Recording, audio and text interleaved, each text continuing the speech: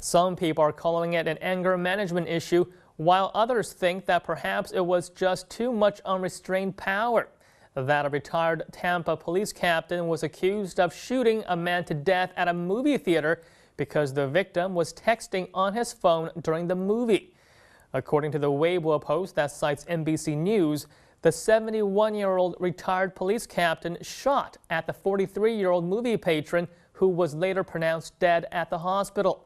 His wife was also treated for a gunshot wound to her hand. Luckily, an off-duty sheriff's deputy was also at the theater and was able to get the situation under control. 2 nurses in the audience attended to the victim until the paramedics arrived. Now, the incident once again reminded many Chinese internet users of the dangers of America's lax gun laws. So now let's take a look at what some of them had to say about this story. In a country where everyone can have firearms, it is important that the people are diligent and alert against others, otherwise you will lose your life. I think there are only 2 ways to make sure this never happens again. The authorities need to either ban cell phones from theaters or ban guns from theaters. I doubt this happens often in America, but it would seem there are people out there who would really do not care about others.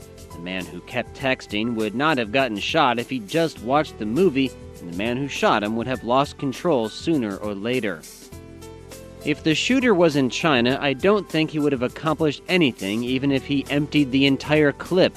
There are so many theater talkers in China, people eating sunflower seeds, children crying. It can drive a normal person insane.